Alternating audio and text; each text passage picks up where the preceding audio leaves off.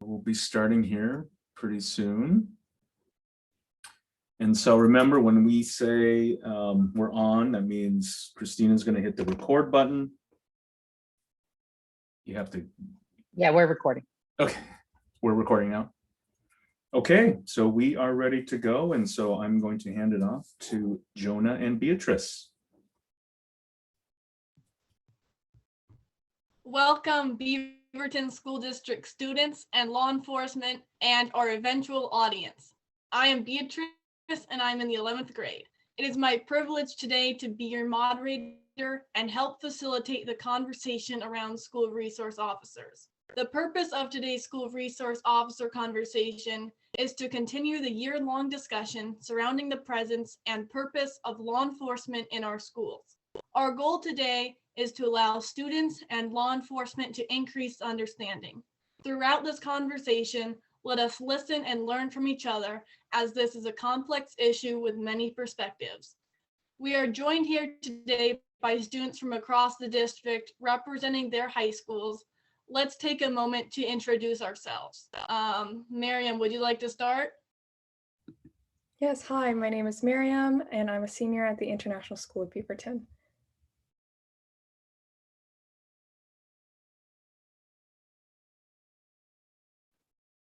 You're muted, Beatrice.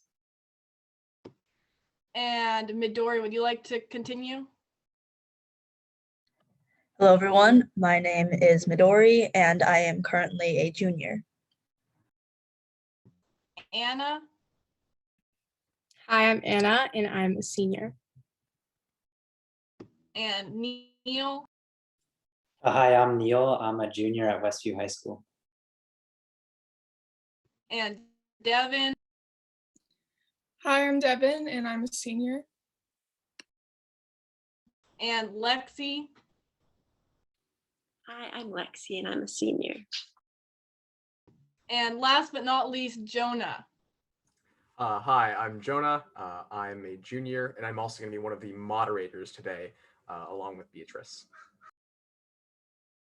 And would the law enforcement like to introduce themselves? Hi, I'm Kevin McDonald with the Beaverton Police Department, and my boss. Neil Stellingworth with Kevin McDonald. And I'm Chad Martin with the Washington County Sheriff's Office.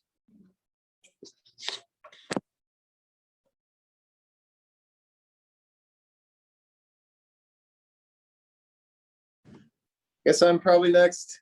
I'm Lee Gilbert, and I'm the supervisor for the Youth Services Unit for Hillsborough Police Department. And I'm Rick Puente, and I'm the Public Safety Director for Beaverton School District. All right, let's get started. Thanks, everyone. Neil, would you like to start off by asking your first question? Sure, thank you, Beatrice. My question is, like, are SROs supposed to intervene with just major threats to the school, or also like some of the more smaller threats, like, or smaller things like disciplinary action involving students? Yeah, that sounds like it'd be a pretty good question for Mr. Puente, as well as perhaps some of the SRO sergeants. So Mr. Puente, if you want to start, and then you can turn it over. Sure, thank you, Jonah. I think that when we look at the threat factors, of course, safety is the priority for any SRO that is in our schools. I think more than just the threat factors, I think that one of the things that SROs look at is building relationship with our students. When we mention the word discipline, discipline is not a factor for SROs. That is always a school function. We are brought in when maybe disciplinary action that's being taken by the school impacts safety. then that's where law enforcement may be brought in for consultation or other insight or information that maybe a school administration needs support on. But in my years of experience, we have not, SROs are not there for discipline when it comes to those issues within our schools. So it's more than just threat factors. I mean, and it's building relationships, it's addressing other issues that schools deal with, such as child abuse. There's other domestic violence. There's, unfortunately, there's, dating issues that come up that may impact the safety of our students across the board. So there's a wide variety of issues that our school resource officers are stationed there for. But of course, the main focus is to ensure the safety of all our students and staff. When in regards to the disciplinary action, we are more it's in the title of the position, the school resource officer. We just serve as a resource to the school admin when it comes to disciplinary action, but we do not impose discipline in schools. So I don't know if Sergeant McDonald had anything else to follow up with that. No, Rick, I think you covered it exactly. I think where the confusion happens is, and I'll give you a very just basic example. If one student assaults another student and there's injury and they want that person prosecuted, the SRO would be involved in the criminal investigation for the assault. However, there may be school consequences for assaulting another student. That's the track of the school district or school to follow up on. They're two similar things, but they're very different, if that makes sense. Thank you. If there are any other SROs who want to jump in, now's the time to do that. Maybe if I could just add one piece to that is sometimes there are some criminal aspects that are better served through school discipline. And so a lot of times our SROs will steer those events through the school. That way it keeps them out of that system. Thank you. Neil, do you have a follow-up question? Yeah, I think you guys kind of touched on this, but I was just kind of wondering like how you kind of like draw the line involving when you should intervene. Like I know it sometimes it'll depend like on the school administration. For like I think you mentioned you'll intervene if there's like violence or any kind of assaults with students, but just kind of how do you draw that line, or does it vary based on each school? Mr. Puente or Mr. McDonald, would you care to answer this one? Yeah, I think, Neil, I think that's actually a very good follow-up. That really relies a lot on the partnership that we have with our school administrators. As Sergeant Martin mentioned, sometimes there's a criminal act, and I'll give you an example. One student steals tennis shoes from a locker room, that you hear that happen, right? Or a cell phone gets stolen. Do we really need to take a police report and arrest a student for a cell phone theft, right? So a lot of SROs really redirect that, even though it is a crime to steal a phone or shoes.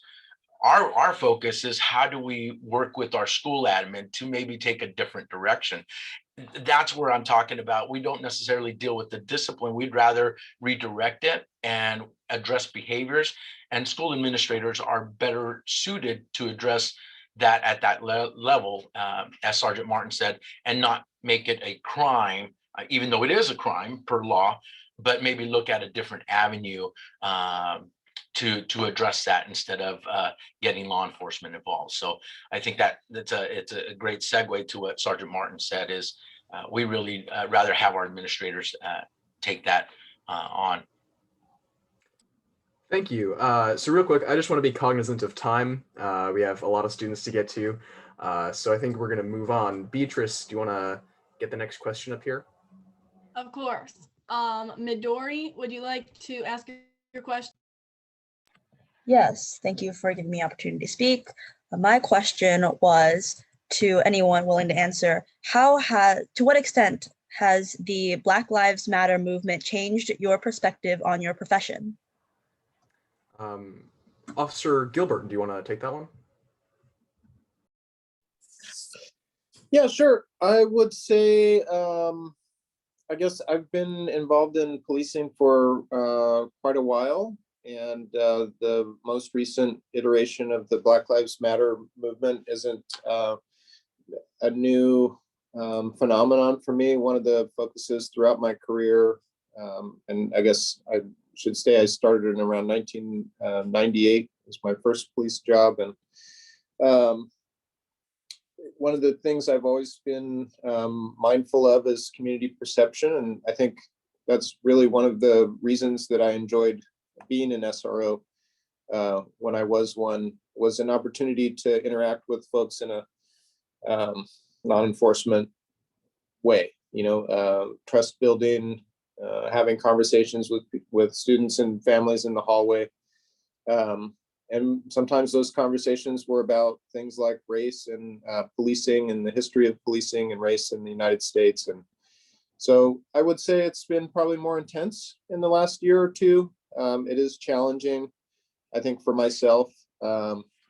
There's always this kind of, it can be difficult sometimes to come to work. And I know I'm trying really hard to do a good job and that my intent is good, but sometimes, I'm a human being and I see things in the media and it causes me to sometimes feel guilt or shame. But a part of being a professional is coming to work and doing the best that I can with every situation. And I would say over the years, I've developed strategies to, monitor my own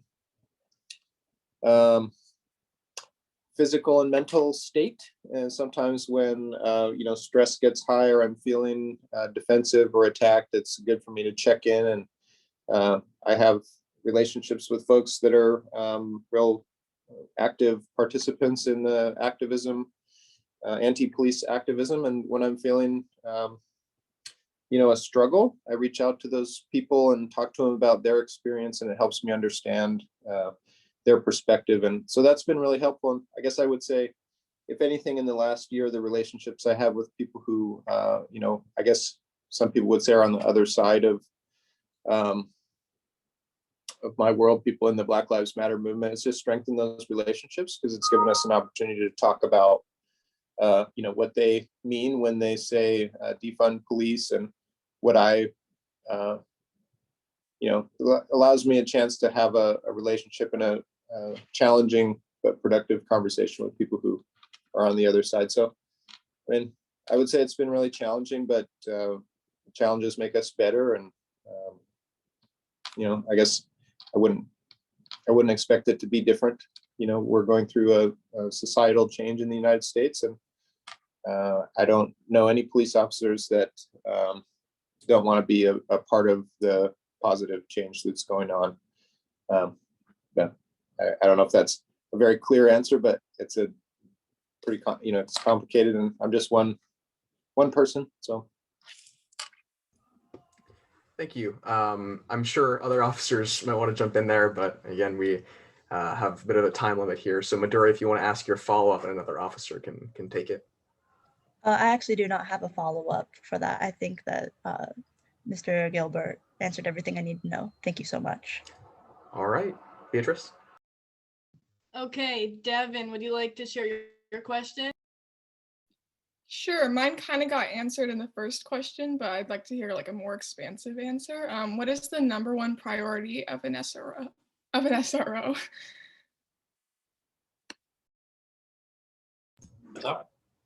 How about I give you the shortest answer? Public safety.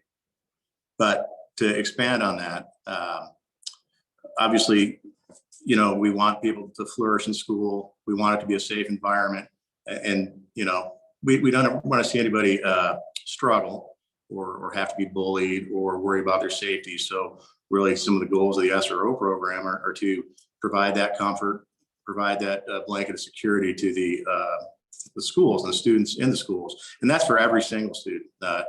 Our goal is to, like I said, have everybody feel safe. Maybe we always don't accomplish that. And sometimes there's perceptions and realities that interfere with that. But overall, our biggest goal is to just have a safe school so everybody can flourish and be what they want to be, do what they want to do.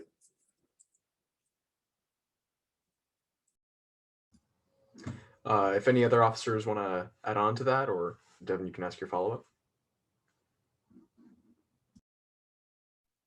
Sure, I can ask my follow-up.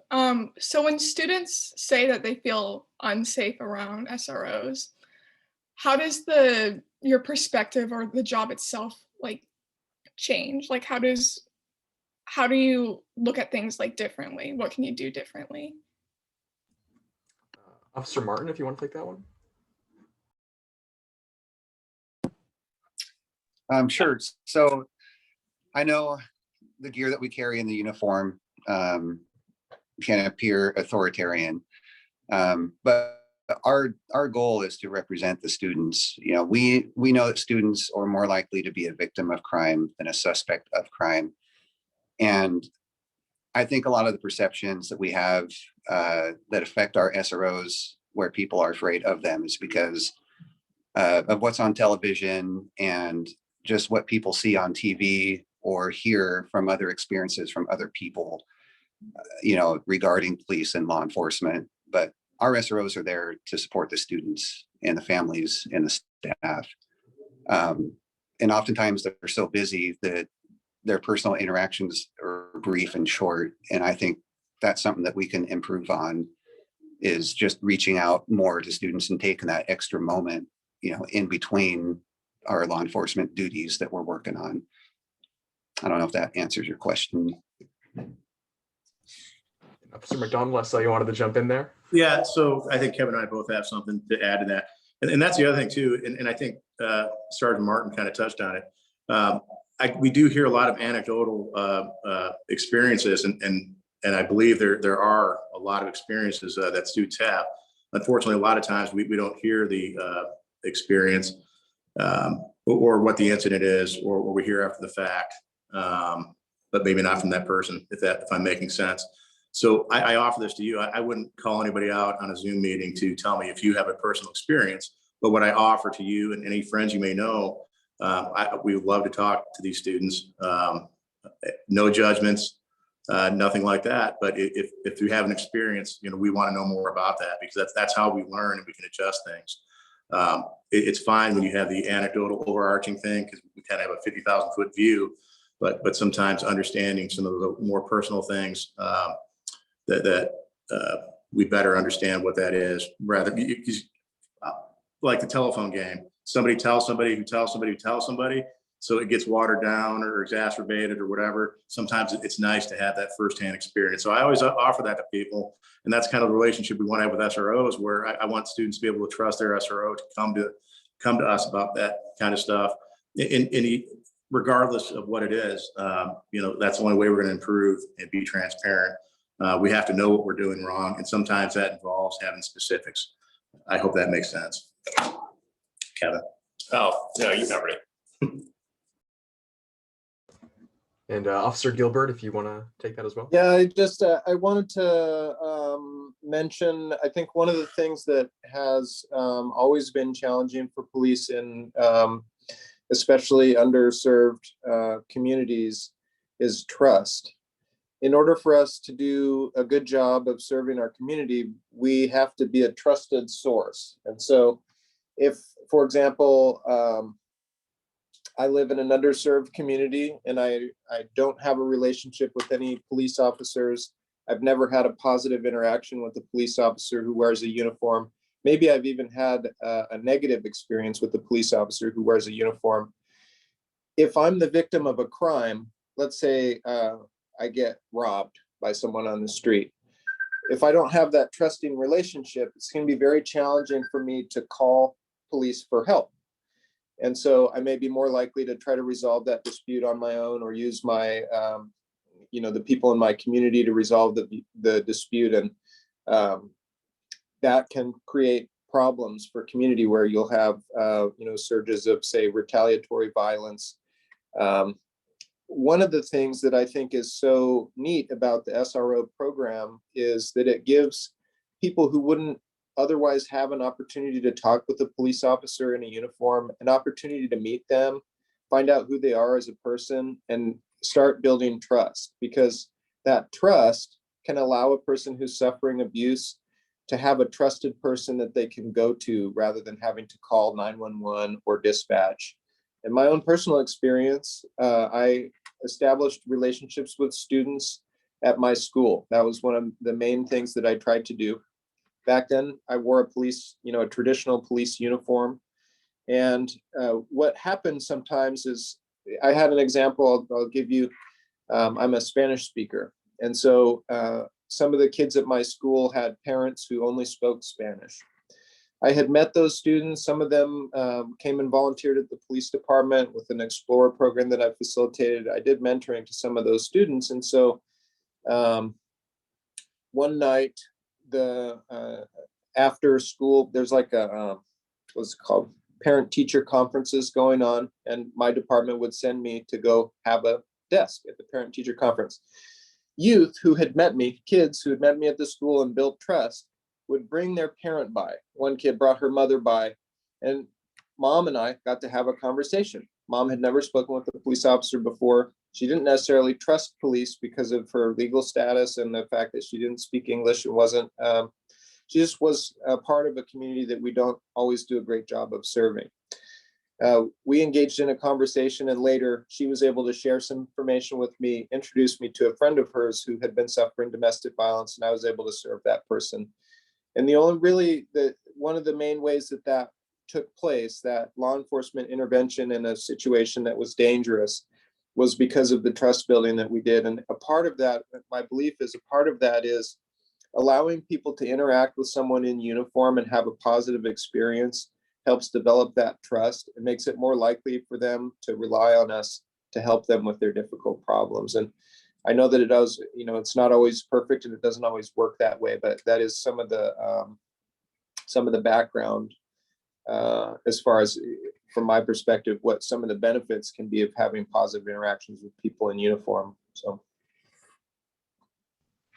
Thank you, Mr. Gilbert. Miriam, would you like to ask your question? Yes, hello. So I go to a school where the SRO presence isn't as regular or as maintained. There's not a lot of police are ever at my school.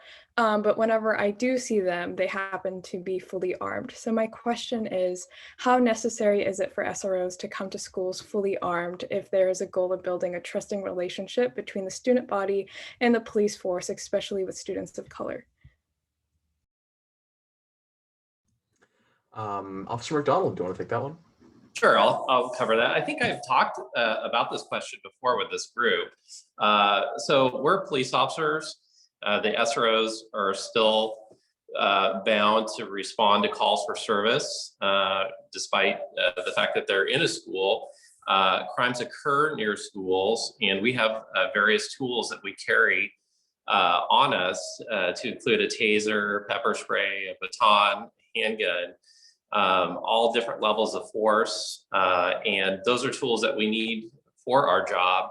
Unfortunately, there are violent people in the community, and we don't know when or where we're going to run across those folks in the community. And sometimes they do show up at schools. And so we need to be prepared for the worst. So it's an unfortunate thing, but those are tools that we need to do our job safely for the protection of not only the school community, the community at large, but the SRO as well. So I'll try to keep that short, but those are necessary tools that we need. And Mr. Puente, you might have a different perspective on that if you want to talk about that too. I think Sergeant McDonald touched it very well. Is in any profession you have the tools necessary. As students, there's certain things that you must take to school. If you don't have your pencils or laptops or things in the environment that you're in, then you're not fully prepared to address anything that you may encounter throughout your school day. In the profession, whether it's a law enforcement, medical, fire, there's certain tools that are required to do that. I had a case where one of our students, unfortunately, I was at the school, one of our students was shot, and because it was a gun incident back, and this was several years ago, I had to respond from the school. Like Officer McDonald said, we're still police. There may be issues going on, not just at school, but around school, that we may be the closest resource to help save somebody's life or protect somebody's life. if we're not fully prepared and we don't have that equipment on us, then we can't really do that effectively to help the rest of our community. And so we may be assigned, as Sergeant McDonald said, to that school, but we still have a responsibility to the greater community. And so it's a matter of being prepared, being trained to respond appropriately, and having the tools necessary at that moment. So it is tough. I mean, there's different things that we can take a look at and consider, but we don't want to be caught without being prepared. And I think that's an important part in any career, in any profession, is you want to be prepared. Thank you. So we're actually doing good on time. So if any other officers want to respond to that, feel free to do that right now. All right. Well, in that case, Miriam, if you have a follow-up question, go ahead.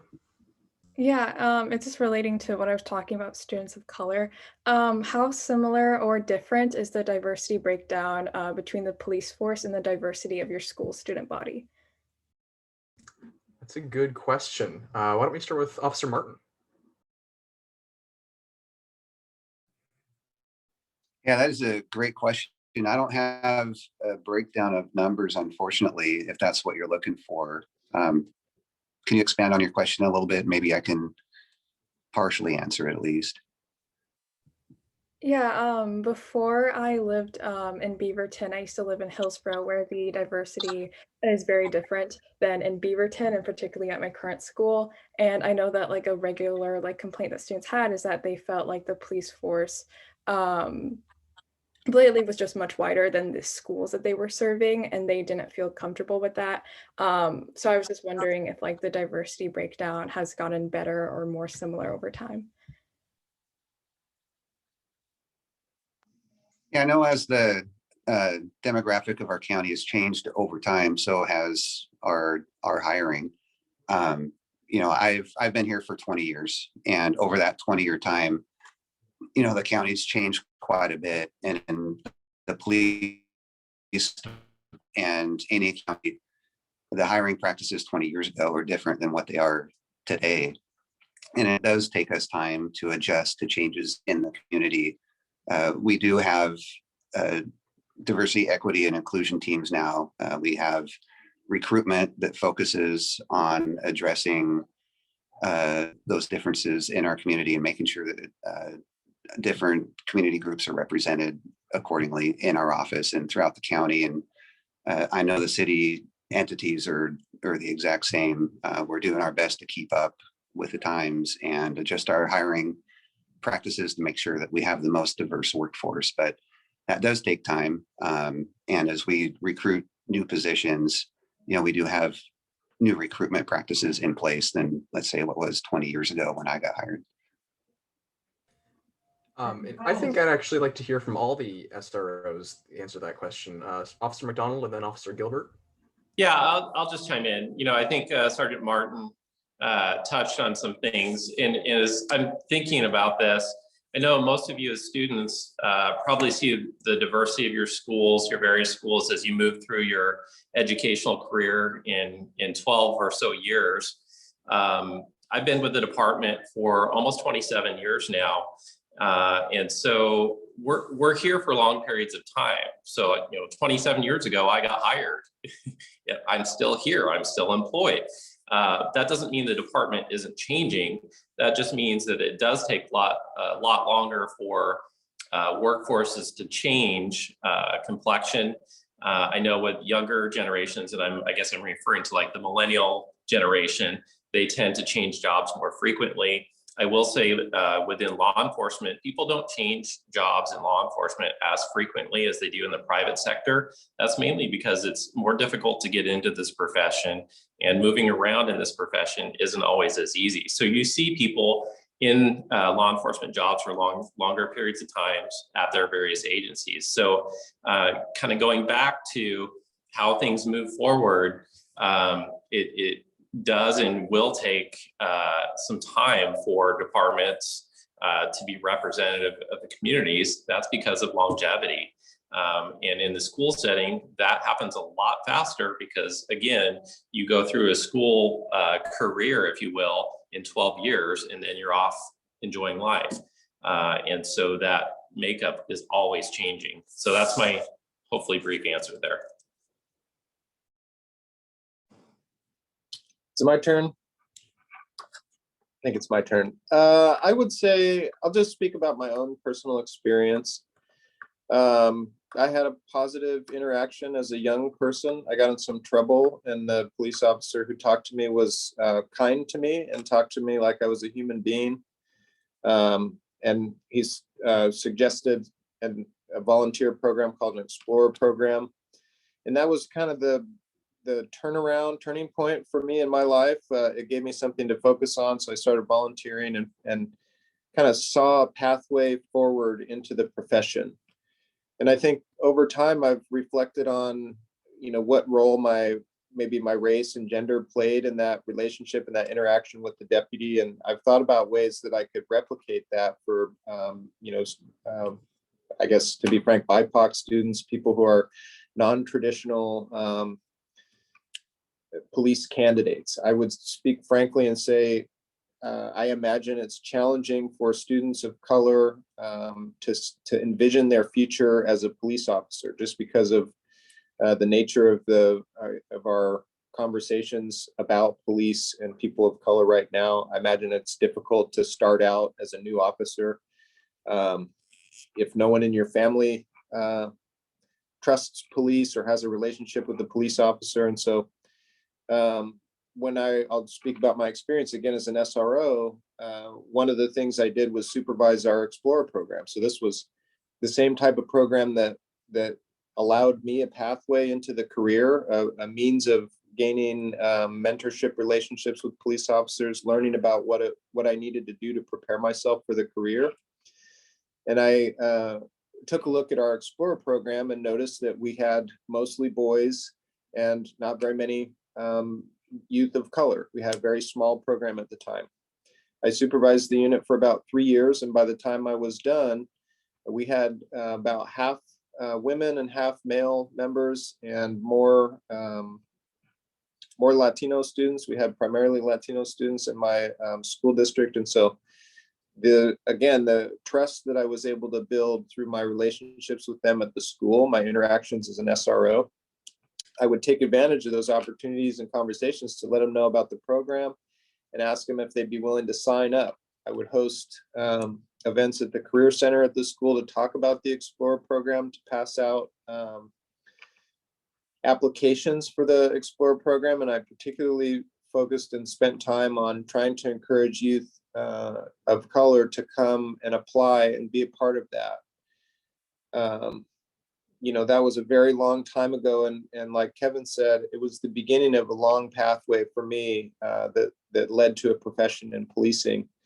And actually, I just sent one of those folks that was a part of my Explorer program, a new member of the Explorer program, a diverse candidate. I just sent her a link to Hillsborough Police Department's entry-level police hiring thing. She thanked me and said she would apply.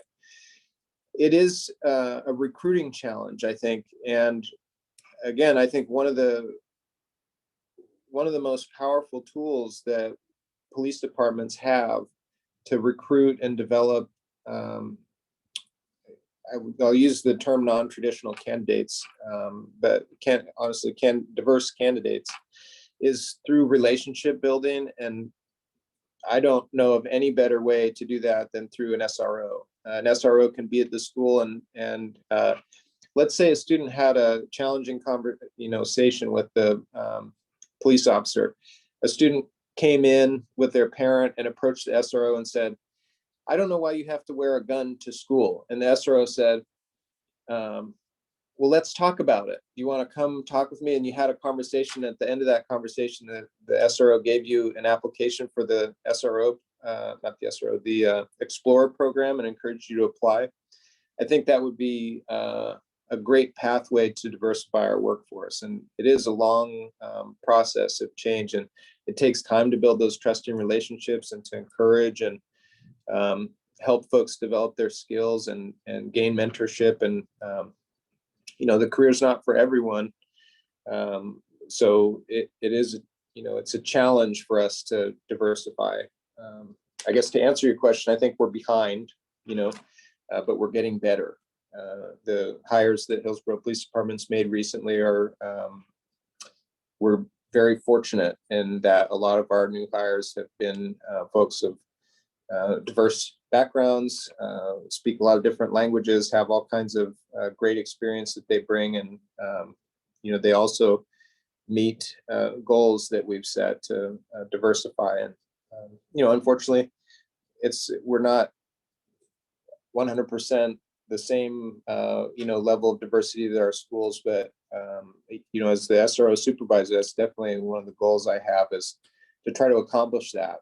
It's a long-term effort. And I think in my mind, a big part of it is the SRO program is a very clear and easy pathway to create those trusting relationships with youth that hopefully could be police officers and at some time in their life.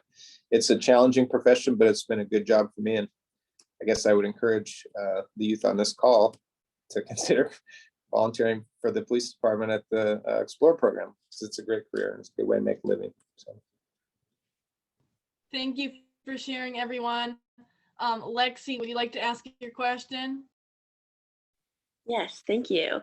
I was curious, what does your day-to-day life look like while on duty as a school resource officer, and where and how is your time delegated? Let's start with Officer McDonald. Well, pre-COVID or during COVID?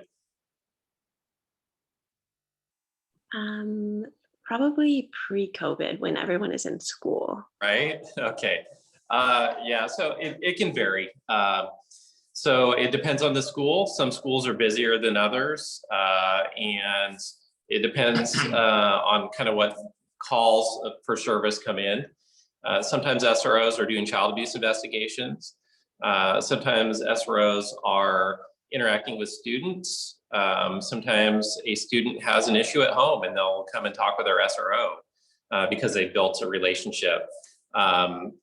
SROs at times will go into some of the classes and present on either law topics or even like crash reconstruction. Sometimes there's school issues.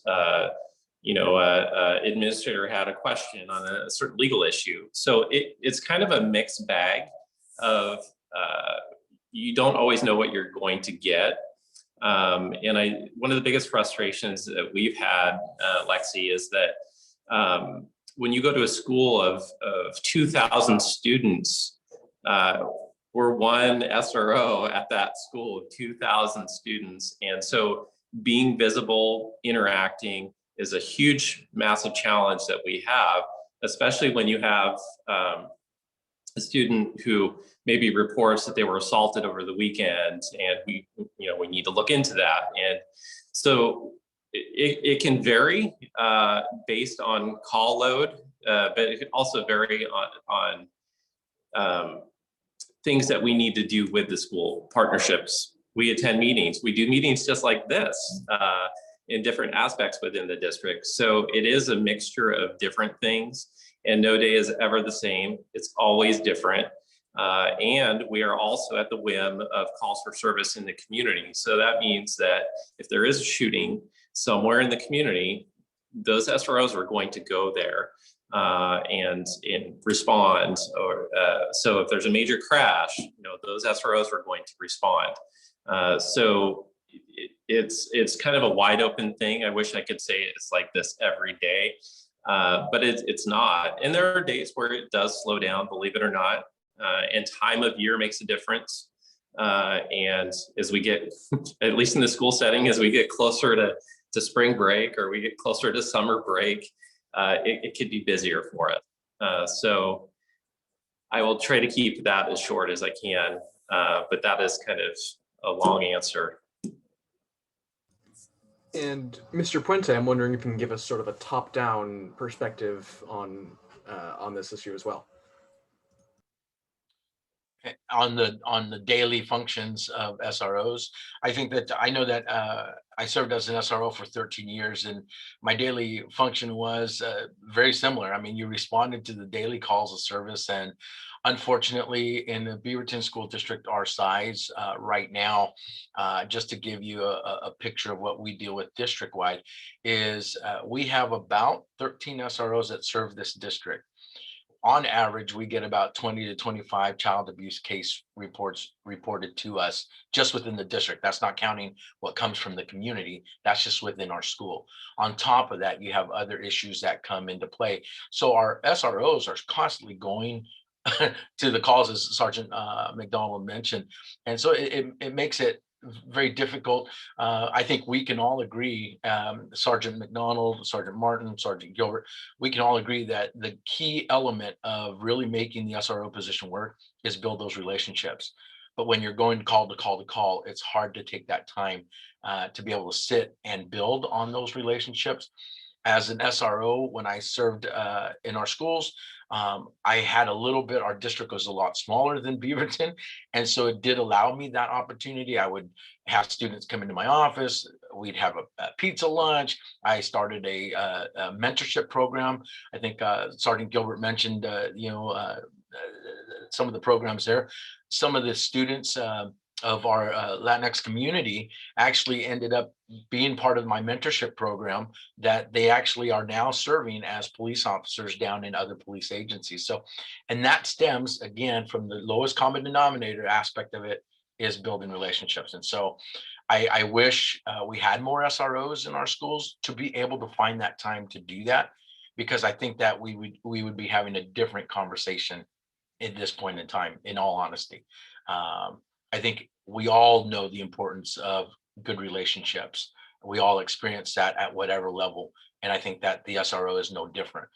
If you look to build strong relationships with the SROs, get to know them, I think that you would answer a lot of those questions that our students in our community have already. So, but it's all about building that. So. And Lexi, if you have any follow-ups? Yes, this is actually related to the most recent answer. Has there ever been a time that a lack of structure led to confusion when deciding when it is your duty to intervene, or have these relationships between SROs and school administrators allowed for this not to be the case thus far? That's a good question. Officer McDonald, you responded, so you want to pick this up? Lexi, could you restate that? Or I'm trying to wrap my head around what you're asking. Lack of structure? Yeah, sorry, to clarify, basically the decision tree, I don't know if that makes sense, when it is your duty to intervene and when it's up to the school administrators. Gotcha. So yeah, decision making on it, if someone gets arrested or not, or like issued a ticket. So officers are afforded discretion. They can make decisions. Typically, it's our preference to not have juveniles go into the juvenile system if there are ways to mitigate it. And I think we talked about this early on in this whole conversation. You know, if it makes more sense that the school can deal with it from a disciplinary action that the school does, then we're going to be hands off. You know, certainly it's the severity of the situation and what we're talking about that makes those decisions. But if it's something that is, I guess, for lack of a better term, low level that the school can address, or maybe a parent consultation, then that's the route we would go. Most SROs, have a good sense of what those boundaries are. I think almost everyone on my team is a parent already, so they have kids too. They understand it, and so. There is those decisions that are made. There's no hard and fast rule. I think when you do get some, absolutes, then it kind of creates more problems. And I think that sometimes situations are better worked out at a lower level. And if it recurs or it's becoming more serious, then certainly intervention, whether it's through the juvenile justice system or another means, is appropriate.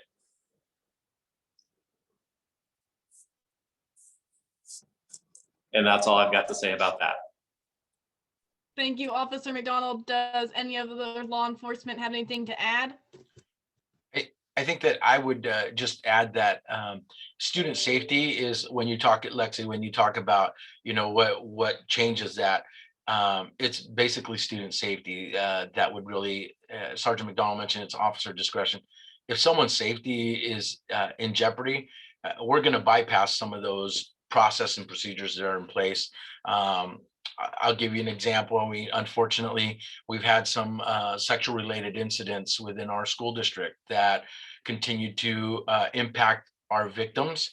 And so we have to make sometimes those decisions to remove those threats from those environments. And so we're going to have to take that action to protect the victim in those types of cases or immediate threats of violence. And so there are significant situations, unfortunately, that we've had to deal with in our district that have required our law enforcement partners to intervene.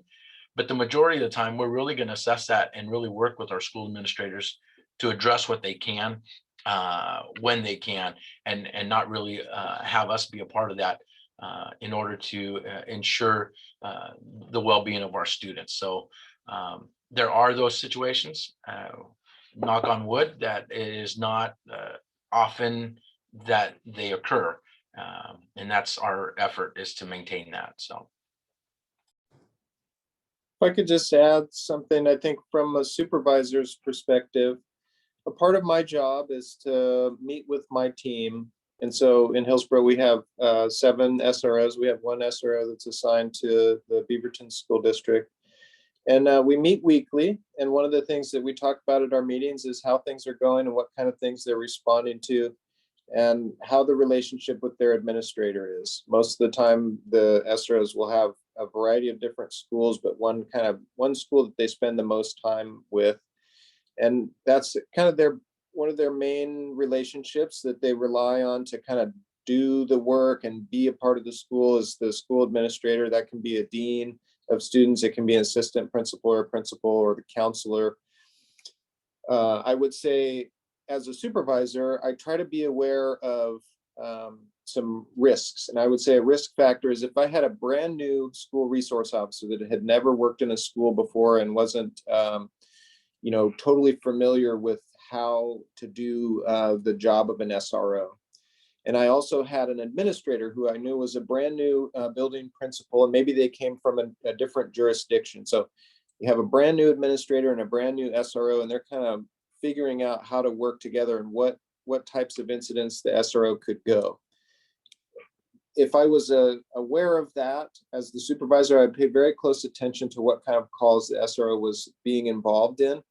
And I would try to work as best as I could with the SRO and the administrator to make sure that the way that the SRO was being utilized in the school was consistent with our guiding documents. All of the school resource officers that you see at schools have some form of contractual agreement between the school district and the police department that gives varying levels of direction and specificity about what the SROs really, what the role is at the school. And here in Hillsborough, we're kind of working on a new agreement that clarifies those roles. But even the old agreement gave some pretty specific instruction about what the SRO was there to do. And so that's, I think, Kevin, I know, does a great job. Chad does a great job of making sure that they're aware of issues that are going on at the schools. I think we're all really fortunate to have SROs who we have in Hillsborough. The majority of my team has a lot of experience in the school resource officer world. Some of my folks have been SROs for, I don't know, Rick, do you know how long Adela's been an SRO? 15 years, maybe?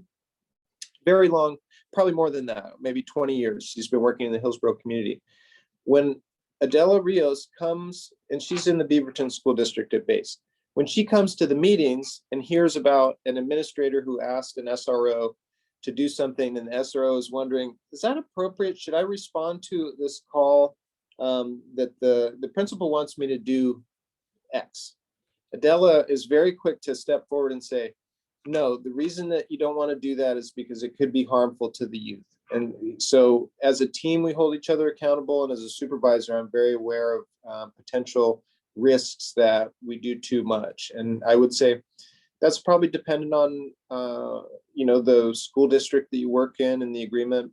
My experience with all of the SROs that I've met, and I've met the whole cadre from Washington County and Beaverton and the Hillsborough Police Department, they're all definitely aware of the fact that there are some risks when we get involved with youth, and their intention is to respond appropriately to the appropriate calls based on their guiding documents. And so I hope that answers your question a little bit. I do think there's a risk when you have a new administrator and a new SRO, and that's why we have folks with experience on our teams and supervising the teams that can pay attention to that, and provide some corrective action. And having Rick as a partner in the school district is really helpful. If Rick and I get together and I mention, hey, this principal at X school, said or did something that the SRO mentioned to me, and I was concerned about that. Can you talk with them or facilitate a meeting? And Rick and I can partner on that to make sure that we can have a productive conversation and correct any, problematic stuff going on. So. Thank you, Mr. Gilbert. And Anna, would you like to ask your question? Yeah, okay, so my question is, what specific SRO training and anti-bias have you done to improve community relations? Officer Martin, do you want to take that one first?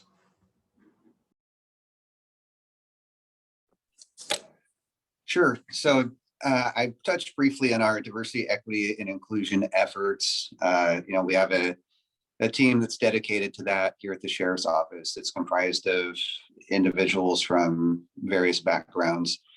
And, one of their main jobs is going out and finding training for our staff that focuses on that includes anti-bias focus on that. And we have in-service training, although COVID kind of put the brakes on some of that, but on non-COVID years, we have in-service training, about every other month.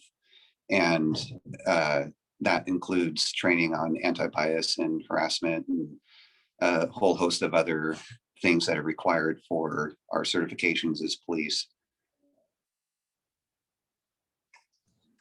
Does anyone else want to jump in there? I think Sergeant Martin kind of covered kind of what we're doing here at Beaverton as well. I do know that is something that's done not only in the police department here in Beaverton, but also within the whole city. So we also get training from a city perspective as well. And I think the lieutenant wants to chime in because I kind of get that feeling. No, because part of your question is about community relations, and we also do a bias-based policing report every year. In fact, the newest one came out last month, and that's available on our website, and it gives a breakdown of investigation, stop data, and other policies and procedures related to bias-based policing and what we do to evaluate that and ensure that we're doing the right thing. So everybody's welcome to look at that. That's on the public website under the police department. And does Officer Gilbert and or Mr. Puente want to jump in? Yeah, I'd say pretty much the same here in Hillsborough. Long history of training around bias and awareness of bias, tracking of stop data. One thing that we've been doing for the past few years is a program called Word is Bond. Lakiana Drury, the director, reached out to us a few years ago and asked for us to have a couple officers participate in the program. And basically, it's an ongoing training series or engagement series where Black male youth get partnered with a police officer. They go through, I believe it's, I don't want to be wrong, I think it's 8 weeks, maybe 6 weeks. Each week they meet, do training, team building type stuff as a group. And then at the end, they kind of reflect on their experience. It's kind of a unique opportunity for community and the police department to get together and go through a learning experience together. They do a lot of facilitated engagement, bias training. They do some police training. They have difficult conversations about race. And at the end, the idea is that the officers and the youth who participate come away with a little wider view of the experience of the other person. So that's been a really positive program for us to be involved in. And this will be our third year that there's currently recruitment going on to try to get some folks to participate in that. But this one other program that's been going on here in Hillsborough. Thank you. And Anna, do you want to ask your follow-up? Oh, or Mr. Puente, I'm sorry. You want to jump in? The only thing I was going to add is in law enforcement, I think it is our primary goal to make sure that we are trained to the point of excellence to provide the best service we can to our communities. And training is always evolving based on how society changes, right? We have law enforcement trained in mental health, but in recent years that has become probably more evolved training. Currently right now, all the anti-bias training really has come to the forefront. So law enforcement agencies want to get in ahead of that and want to continue to train. So training is always evolving in every aspect, whether it's tactics, whether it's anti-bias, whether it's community policing, whether it's all the different challenges that we face within our communities. As law enforcement agencies, I know that it is something that we continue to evolve and learn and train. And so sometimes the community doesn't see that behind the scenes, but a lot of this training has already been happening all behind the scenes, and the community has not necessarily been aware, but it is something that we continue to do. And as Sergeant Gilbert said, we continue to work together to make sure that we're on the same page here at Beaverton School District. And so that partnership is important in order to be able to have the most current training that we can to better serve our communities. All right, Anna? Yeah, and my follow-up question is, are there different or separate SRO trainings for students under 18 and students 18 and up? If anyone wants to just jump in. Rick, do you want to talk about the NASROA training? Because that might be in your wheelhouse to talk about that. So I currently serve, when you talk about 18 and students under 18, we deal with students as students from Beaverton School District, and it's very dependent on why an officer would be engaged with them, on how they would respond, right? But overall, the training is, when we train with students, it's the primary focus is, of course, those under the age of 18. I currently serve as the vice president for the Oregon School Resource Officers. So I represent all school resource officers in the state of Oregon right now at that level for our association. And so we definitely do provide annual training. We also partner with the National Association of School Resource Officers on looking at current practice and what areas need to continue to improve. Because I believe that there was a comment or a question about, are we doing good? I think we're doing good in our current system, but definitely anytime you do good, you could always look at opportunities to be better. And so that's what we're looking at, on how do we improve our SROs and the deployment within our schools? How do we improve that with the relationships? And so, and that comes with training. It comes with just seeing our current trends, staying informed, and also communication, right? And so having all that training on the same level. That's why I'm very, very encouraged with the partnerships that we have here in Beaverton, because here you see Washington County, you see Beaverton Police, you see Hillsborough Police, Beaverton School District, and you see all the entities that come together from diverse professionalisms and our school district, and we can really work together to ensure the safety of our students and our staff, because it's not just the 40,000 plus students we serve, it's also the staff that help teach you and work with you, and then the rest of the community that surrounds us. And so training is important. And as the vice president of the Oregon School Resource Officers, that is our primary focus. This year we have a conference. We have already over 100 SROs that are going to be in attendance to bring up the most updated training and information that we can as we serve those students under the age of 18, as well as those above it, right? So we look at them as students in general. So I hope that answered some of your question. All right, thank you. It looks like we're just wrapping up on time. So Beatrice, do you have any closing remarks you want to say? Then that'll be it. I'd just like to say a big thank you to all the law enforcement for their answers and for participating today. And a huge thank you to all these students. I know there are a lot of students hopefully watching online, and I hope that your questions have been answered. And I hope this was a great start to furthering this conversation surrounding SROs and their involvement in Beaverton School District. Thank you.